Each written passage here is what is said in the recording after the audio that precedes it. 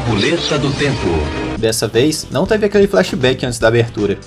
Apesar de não ter nada sobre vampiros dessa vez, seria bom relembrar algumas coisas dos personagens que voltam a aparecer nesse episódio.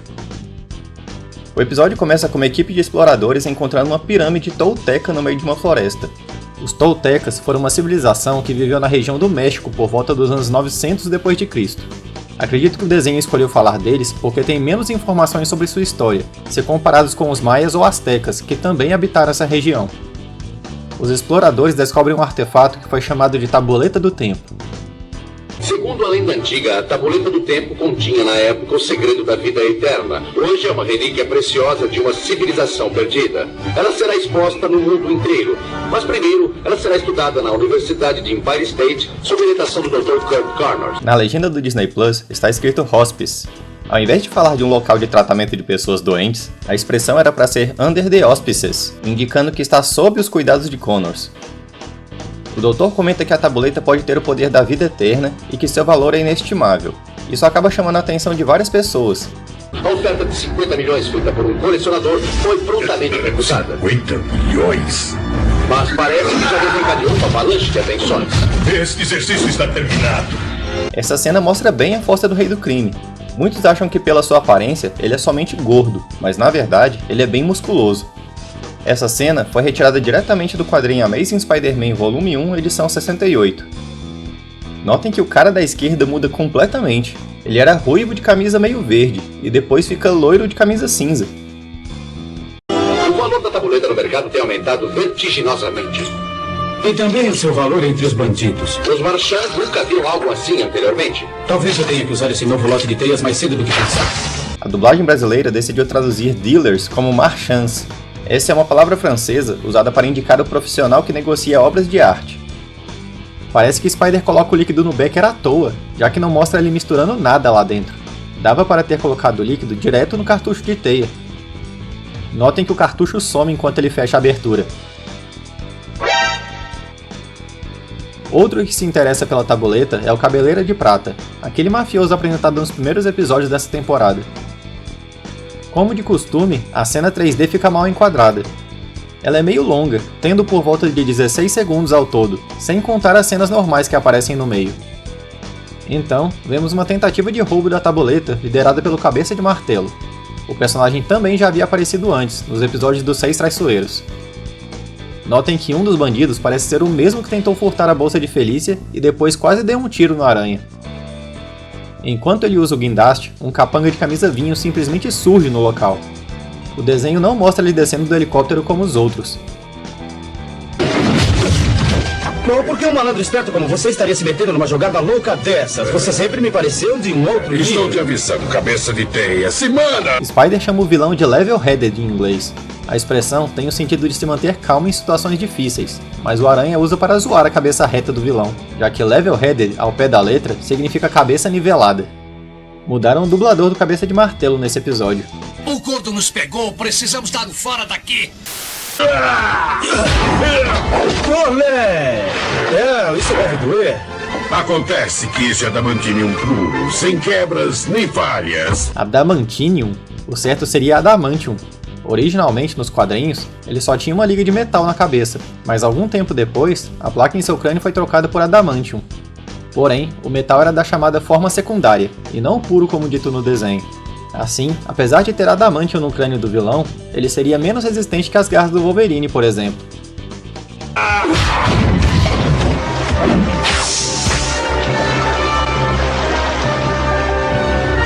Ei, cuidado! A tabuleta não servirá pra ninguém se quebrar. Use a sua cabeça! Esquece o que eu disse!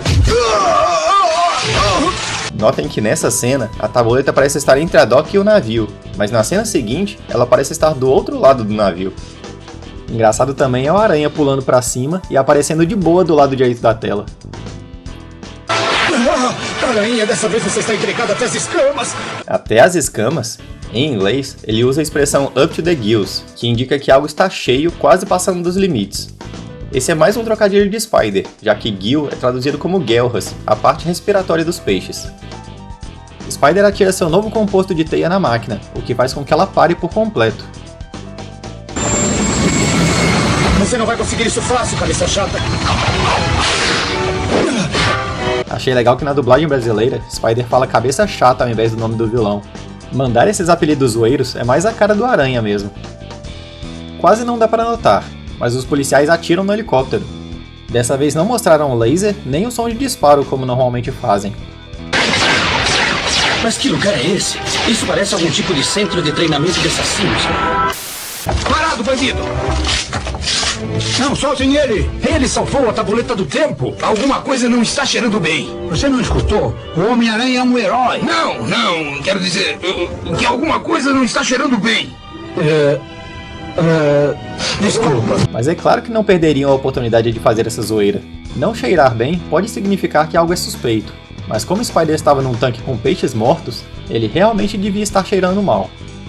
Essa foi uma das poucas vezes no desenho que alguém defende o aracnídeo e os policiais abaixam as armas. Tem uma pequena falha de cor nessa cena. Desculpa, é só isso que você sabe dizer? Notem que emendaram as desculpas. Pode parecer que é um erro da dublagem brasileira, mas foi algo planejado e está desse mesmo jeito no original americano. Cabeleira de Prata fica furioso, chama seu subordinado de fracassado e diz que vai encontrar um profissional para roubar a tabuleta. Pelo menos eu vou deixar você viver, por enquanto. Agora quer sair da minha frente? Eu acho engraçada essa censura. Em inglês, eles sempre encrencam com a palavra morte, mas liberam esse comentário do mafioso, mostrando que eles matam pessoas quando têm vontade. Minha querida, estou ficando velho e fraco. Logo eu perderei tudo, a não ser que eu consiga a tabuleta. As manchas na mão dele mudam de lugar do nada. O mafioso então fala que passou anos pesquisando sobre a tabuleta e conta um pouco da história dela. Os mestres faziam uma competição bem dura, mas tinham um belo prêmio para o vencedor. Juventude renovada, suas vidas para viverem novamente. E para conseguir isso, criaram a tabuleta do tempo. Em inglês, eles usam a palavra priest, então seria melhor falar sacerdote ao invés de mestre. Notem que a tabuleta tem uns símbolos conhecidos, como por exemplo o símbolo de Marte, que representa masculino, o símbolo de Vênus, que representa o feminino, e o símbolo do infinito. O desenho mostra que os poderes da tabuleta são ativados pela luz solar, refletida em vários pontos. Alguns dizem que essa cena mostrando o esqueleto do homem antes de voltar a ser jovem pode ter sido inspirada no filme Star Wars O Retorno de Jedi, quando Darth Vader é eletrocutado e seu esqueleto aparece. E vocês, o que acham? Engraçado que nessa hora que a luz ricocheteia, do nada surgem mais feixes de luz. Cabeleira de Prata fala sobre destruir seus inimigos, e temos um flashback do episódio dos 6 Traiçoeiros. Você logo se aposentará. Socorro!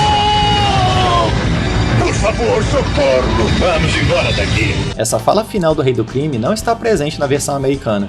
Além disso, em nenhum momento do episódio original, temos esse comentário sobre o Cabeleira de Prata se aposentar. Talvez um assento mais próximo à ação possa mudar sua opinião. Socorro! Quem é o velhote? Por favor, me ajude. Eu não imaginei que estivéssemos pescando aranhas. Vanessa, minha querida esposa, você está tão distante esta noite. Tem alguma coisa errada? Eu não estou feliz, O Wilson. que é que lhe falta? Me diga, e eu conseguirei imediatamente para você. Eu quero um marido que não esteja mais envolvido nesse negócio sujo. Essa personagem se chama Vanessa Fisk e é a esposa do Rei do Crime. Ela aparece pela primeira vez em Amazing Spider-Man Volume 1, edição 70, mas só conseguimos ver sua aparência na edição 83. Nos quadrinhos, ela é apresentada como uma pessoa geralmente tranquila, mas que pode ser fria e calculista quando precisa. Essa é a primeira vez que a personagem aparece fora dos quadrinhos. Depois, ela apareceu no seriado Demolidor, exibido originalmente na Netflix. Eu achei legal que no desenho adaptaram bem a aparência de Vanessa, deixando-a mais jovem, mas mantendo a mecha branca. Vanessa pergunta para seu marido por que ele continua com os negócios criminosos se já conseguiu muito mais riqueza do que precisava. Ao notar que o Rei do Crime se importa mais com os negócios, ela sai da sala incomodada. Então, o Cabeça de Martelo força sua entrada para falar com Fisk. Eu poderia destruir você agora. Poderia mesmo? É, mas para mostrar a minha boa fé, eu não vou. É, mas a minha fé não é tão boa. Caramba, é no mínimo estranho pensar que uma das funções do anel é fazer o lustre cair. Notem que não tem uma cena mostrando o Lustre acertando o vilão. Isso pode ter a ver com a censura, já que evitam mostrar vidro quebrando. O mafioso revela que deixou o Cabeleira de Prata e quer trabalhar com o Rei do Crime. Ele comenta que seu antigo chefe acredita que a Tabuleta do Tempo tem poderes, e se oferece para roubá-la para Fisk. Eu ainda não confio em você, mas eu lhe ofereço um outro serviço. E se você falhar comigo, eu ainda mando você de volta para o Cabeleira de Prata. Ou o que sobrar de você, pelo menos. Débora, o que nós temos agendado para esta noite? O de sempre. Esterilizar os pratos de porcelana e arrumar o laboratório. Chapou, Flash! Eita, pelo jeito as coisas estão indo bem com Débora e Flash. Na dublagem brasileira, Débora não fala o nome da colega de laboratório, mas em inglês ela diz que seu nome é Alyssa. Essa personagem só existe no desenho. Outra diferença é que Débora fala prato de porcelana em português, mas era para ser placa de Petri, aquele recipiente usado em laboratórios. É a segunda vez que a nossa dublagem se enrola para falar disso. E também não interrompa o Dr. Connors. O que será que ele faz nessas horas que é um segredo tão grande assim? Provavelmente alguma experiência que nos ajudará a confirmar a pesquisa de Toomes. Confirmar a pesquisa de Toomes? Em inglês, ela fala daquele prêmio em dinheiro que o Dr. Connors está disputando. E novamente, a legenda do Disney Plus fica errada, parecendo estar falando de tumbas. Alyssa vê o Aranha entrando no laboratório de Connors e fica desconfiada. Nós tivemos que guardá-la em metal protetor. Veja o que acontece quando ela entra em contato com a luz ultravioleta. O doutor comenta que os poderes da Tabuleta poderiam até mesmo curar a mutação do Aranha. Então eu não precisaria desse tratamento neogênico a cada 24 horas?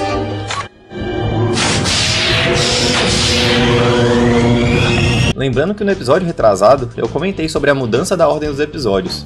Originalmente, esses episódios com a Tabuleta foram exibidos antes da história do Blade, porém, a ordem foi trocada e ficou melhor, já que no episódio do Blade é explicado o motivo da Doutora Crawford ter saído e Connors ter entrado, além da explicação para esse tratamento com o recombinador neogênico. Temos cenas do episódio do Escorpião sendo recicladas aqui. Engraçado que naquele episódio é o Dr. Stillwell que usa o recombinador.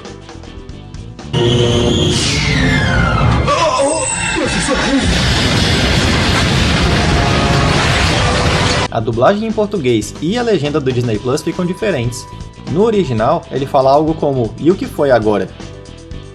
Outro detalhe é essa explosão, que parece ter sido reciclada do episódio do Aranha-Homem. Não, outro robô, não! Por que as mulheres não são atraídas por mim? A fala é um pouco diferente. Em inglês, ele se pergunta por que as mulheres não são tão atraídas por ele quanto robôs. Ia ser sacanagem se ele reclamasse que ninguém dava em cima dele, sendo que Felice e Mary Jane voltavam a sair com ele mesmo quando furava compromissos. Como já diria o Camaleão, eu tive a intuição de que Peter Parker era o cara mais sortudo da Terra.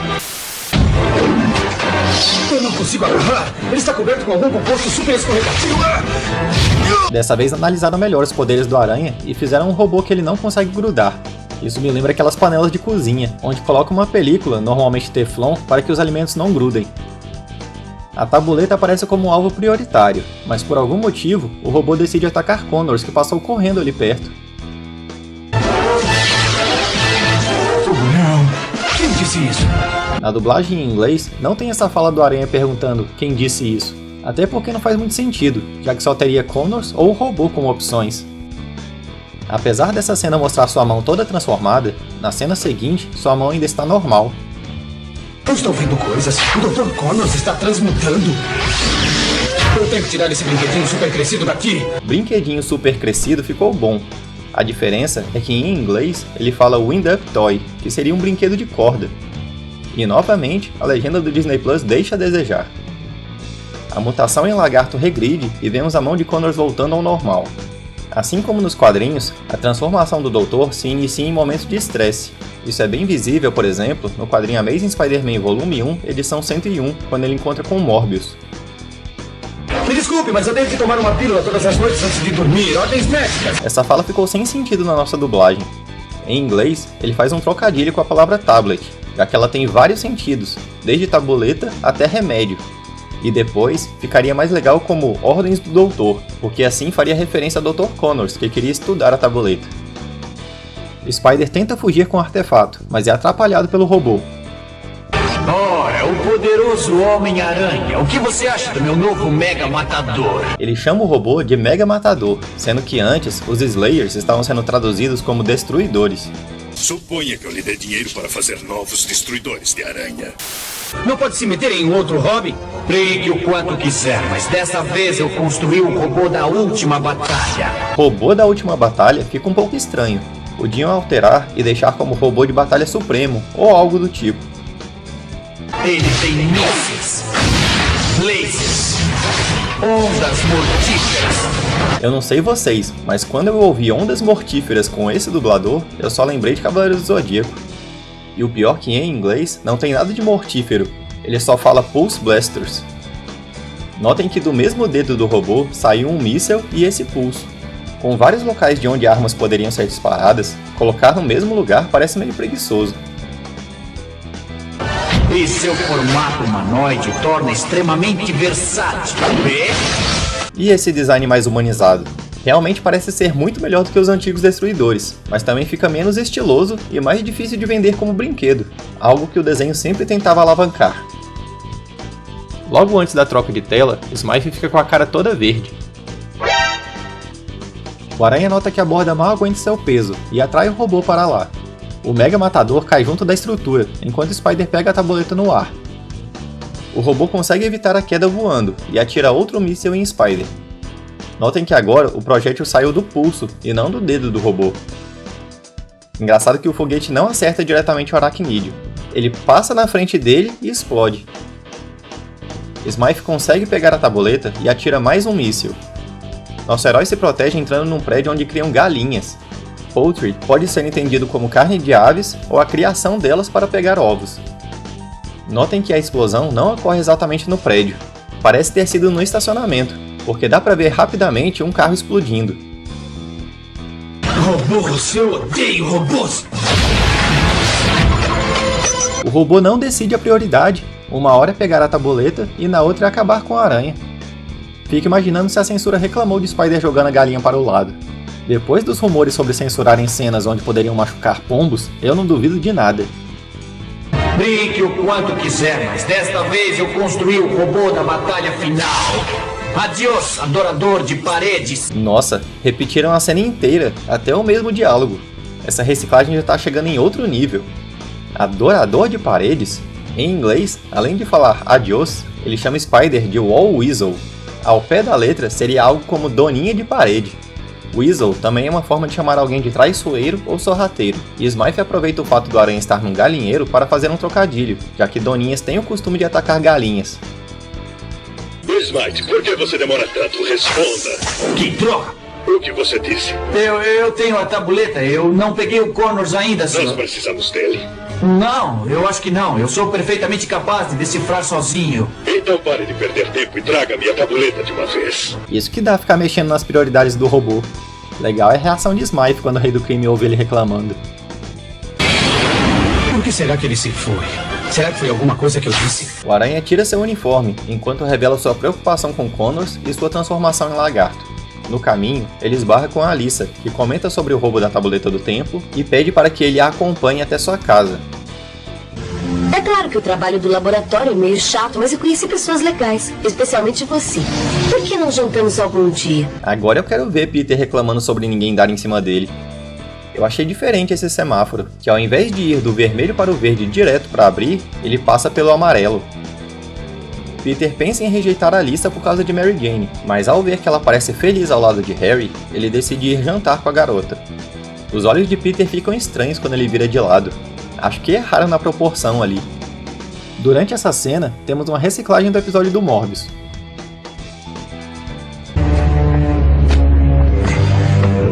O que você tem por gênero robôs? Os robôs andam muito populares no ramo de brinquedos. Nós temos excelentes opções, senhor, logo atrás desta porta. Achei legal essa conversa em códigos para acessar o laboratório secreto. Eu só achei meio cara de pau essa jogada de marketing. Em inglês, o comerciante fala Toy Biz, que por coincidência, só que não, é a empresa que fazia os bonecos da Marvel nessa época. O Rei do Crime fica incomodado, porque Smythe não consegue decifrar as inscrições na tabuleta. Por que ela está fazendo isso? Ela parece reagir à luz. Alguns minutos atrás eu a bombardeei com raios infravermelhos. Agora ela está emitindo radiação em quantidade crescente. Deve ser o início de uma reação em cadeia. Pode se tornar perigosa. Notem que Smythe falou que usou infravermelho, enquanto Connors usou ultravioleta. Isso pode explicar a diferença na reação da tabuleta, já que elas têm comprimentos de onda e energia bem diferentes. Para controlar a reação da tabuleta, eles decidem sequestrar o Dr. Connors. Margaret, se eu me transformar naquela criatura, você estará em perigo. Vá para a casa da sua irmã, por favor. Mas Kurt, pode precisar de mim. Em inglês, o doutor também fala para sua esposa levar Billy para a casa das irmãs. Billy é o filho do casal que aparece no primeiro episódio do desenho. Notem que mudaram a dubladora de Margaret nesse episódio. Mas Kurt, depois que transformar todos seremos como você.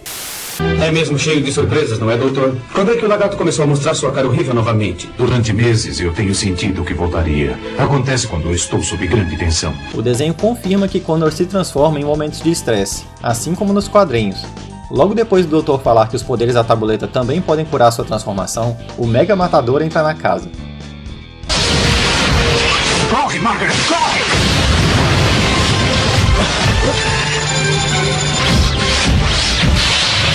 E mais uma vez, Smythe atira na direção de Connors, e muda sua prioridade para o Aranha. Sério, isso que é falta de foco. De uma hora para outra, Connors já aparece como lagarto, e ataca o robô. O lagarto parece maior e mais malvado do que antes! Apesar da fala do Aranha, o lagarto não parece nada diferente. Outro detalhe é que o robô agora atira uma coisa verde pelo dedo. Não dá para saber se é um laser ou é um explosivo.